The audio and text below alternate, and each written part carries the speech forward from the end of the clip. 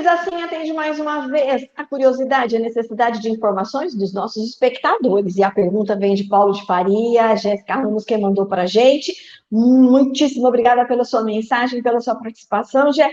A gente vai falar então sobre regime intermitente. Afinal de contas, o que é isso? E a gente leva a pergunta para um especialista. Damos boas-vindas ao professor Dr. Durval Ribas Filho, presidente da ABRAM, a Associação Brasileira de Nutrologia, o Dr. Durval, que é nutrólogo e que também já falou sobre isso lá na sua página do Instagram, né, doutor? Muito obrigada pela participação, seja bem-vindo. É verdade, é verdade.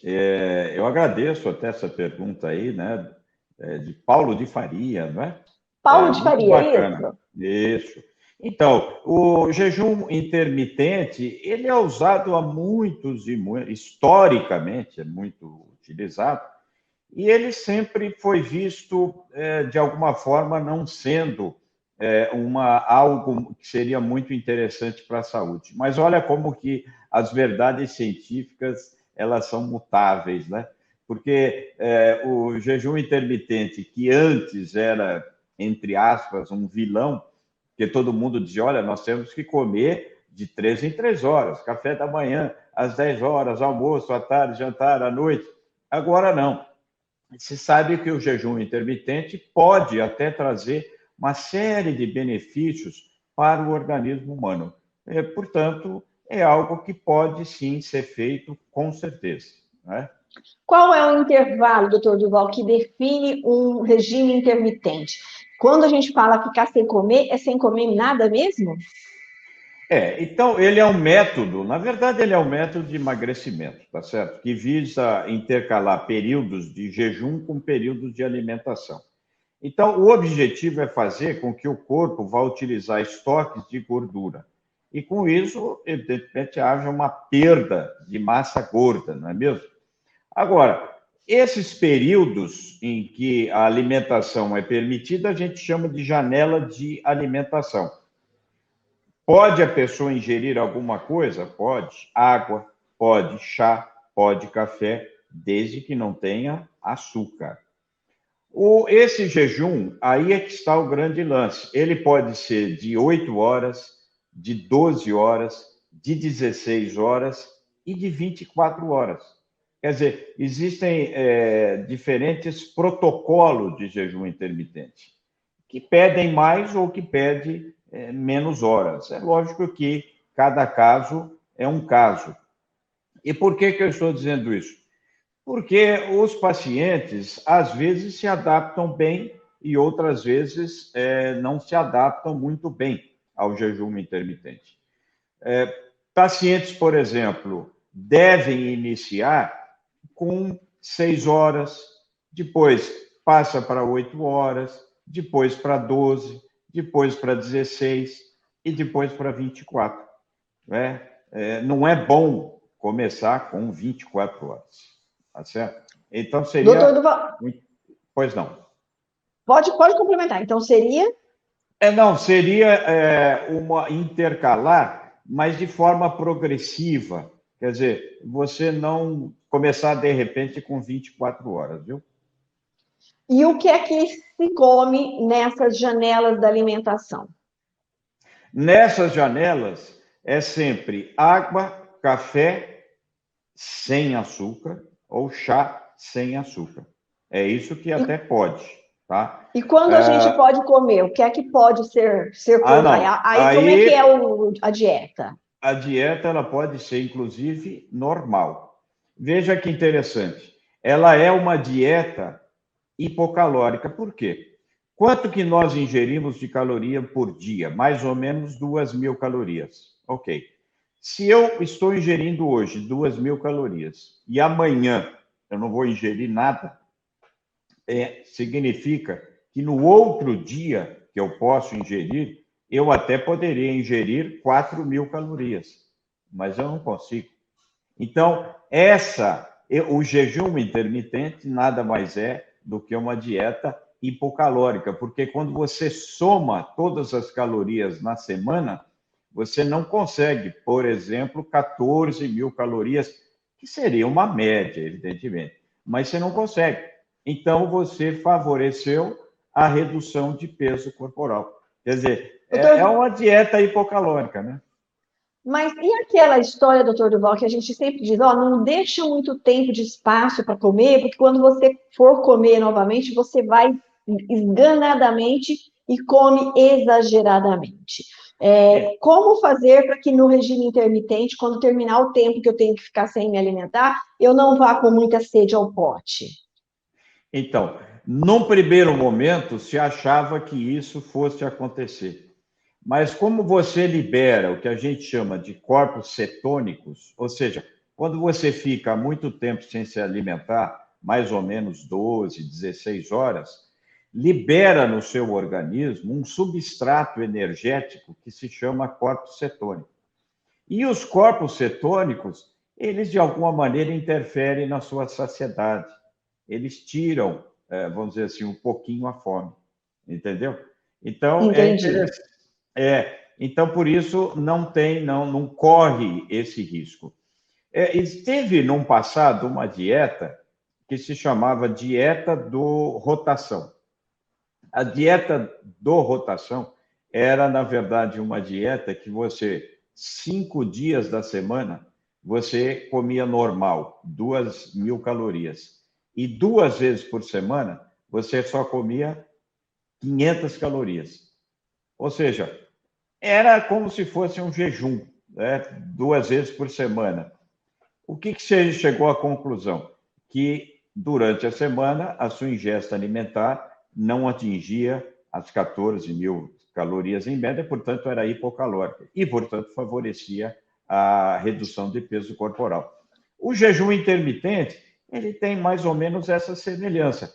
Por que que ele hoje está tão falado? Então, é porque é uma dieta para redução de peso corporal que você sabe, nós já comentamos aqui muitas vezes, que é uma dieta da moda, mas Isso. que os estudos mostraram que é interessante porque tem alguns efeitos positivos para o nosso organismo. Né? Doutor Durval, quem faz atividade física, por exemplo, e está em jejum, ela acaba não, em alguns casos, a pessoa acaba não conseguindo executar. É possível conciliar a dieta intermitente com a prática de atividade física de forma saudável ou é preciso fazer um combinado disso? É, por isso que o jejum intermitente tem algumas contraindicações. Uma delas é, por exemplo, diabetes tipo 1, né? Não é recomendado. Pessoas que têm bipolaridade, que fazem uso de medicamentos psicotrópicos, também não é recomendado. Gestantes, nem pensar, não pode, não deve, muito perigoso para o nenenzinho, não só para a mãe. Crianças, eventualmente adolescentes, também não se recomendam. E pessoas que, depois da terceira idade, fazem uso de vários medicamentos concomitantes.